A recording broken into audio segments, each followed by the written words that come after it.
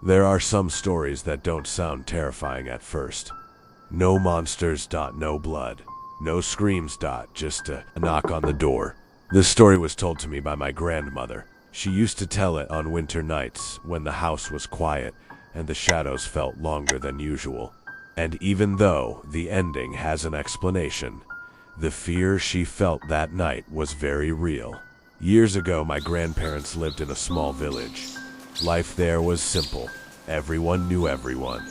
Doors were rarely locked. Later, my grandfather built a house in a nearby town, a quiet place, still developing, where most homes were empty at night. They moved there alone, leaving the rest of the family behind in the village. For the first time in her life, my grandmother was living in a house that felt too silent. During winter evenings, neighbors would gather outside, wrapped in shawls, talking in hushed voices. One night, my grandmother asked what they were whispering about. That's when she heard the rumor. They said an old woman wandered the streets at night. She carried a baby in her arms. She never showed her face. She would stop outside houses and call out, asking for onions. But there was something strange about her voice. She could imitate anyone, a husband, a friend, a family member. They said if you opened the door or handed her onions, you would die under mysterious circumstances. No signs of struggle. No explanation. Just found dead. My grandmother laughed it off at first, but fear has a way of settling in slowly. That night, she locked the door. A few days later, my grandfather had to travel for work. He wouldn't be back until morning. My grandmother panicked. She begged a neighbor, another elderly woman, to stay the night with her. Two people felt safer than one. As the sun set, the town grew quiet. No traffic. No voices. Only the ticking of the clock. Midnight passed. Then something happened. Without warning, bang! The sound exploded through the house. Not a gentle knock. Not a polite one. A hard, desperate bang.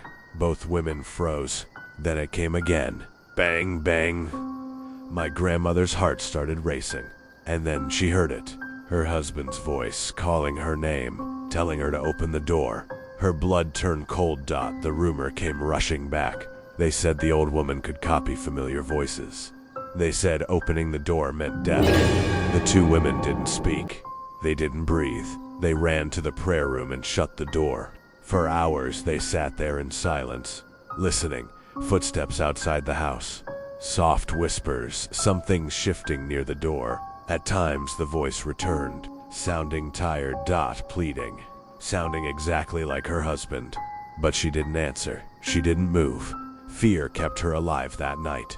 Around 5 a.m., everything stopped. No knocking.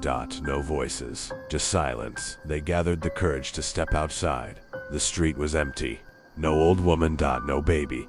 Nothing. The neighbor began crying, calling out for her husband. People came rushing from nearby houses. And then my grandmother saw something she didn't expect. Her husband stepped out from the neighbor's house. Confused.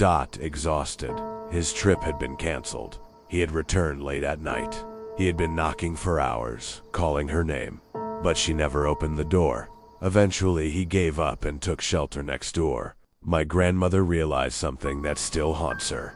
That night, there was no ghost, no paranormal creature. Just fear.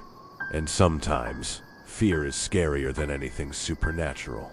Because when you truly believe a story, your mind becomes the monster. And sometimes, the most terrifying voice outside the door belongs to someone you love.